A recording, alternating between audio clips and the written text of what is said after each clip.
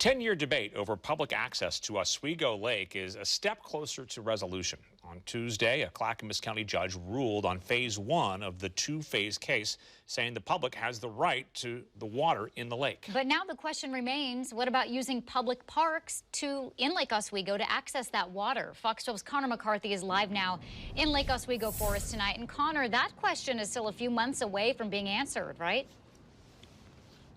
Well, that's right, Nora, but as of right now, all this water right here behind me is deemed public. So all these houses on the shoreline, well, they're sitting on a public body of water as of yesterday. Now, I actually just spoke to a kayaker who told me he's very excited to finally put his kayak in this lake right here behind me. But all you kayakers and paddleboarders out there, you'll have to wait because as of now, accessing the lake from a public park like where I'm standing right now is still illegal. For the owners of multi-million-dollar homes on the shore of Oswego Lake, they woke up Wednesday to find that the water in the lake is no longer considered privately owned. We do disagree with the court's conclusion.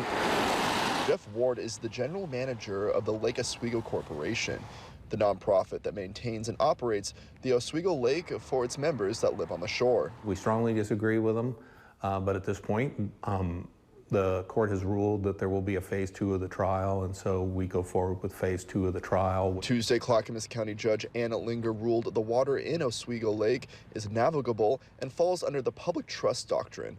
That means if boats can transport goods and people, the public has a right to that water. She wrote in her opinion that the original lake, Sucker Lake, was also navigable when Oregon became a state in 1859. Since then, the now Oswego Lake nearly doubled the size of the original lake, and she still considers that water to be public. But she says the new land underwater is owned by the Lake Oswego Corporation. Well, we've always claimed that we were the owners of that, and we inherited it, and we pay property taxes on it. Ward says the judge's ruling doesn't give the public access to the lake right away.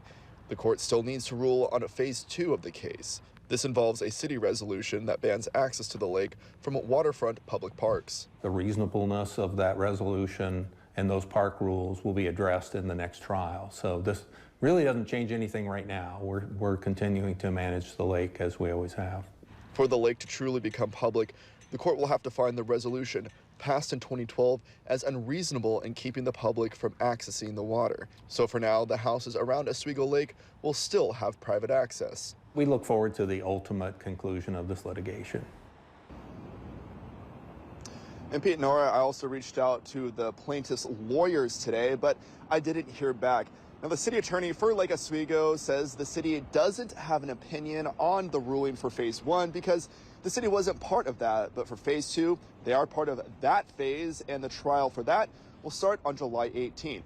But to be clear, for now, the public still cannot legally access Oswego Lake.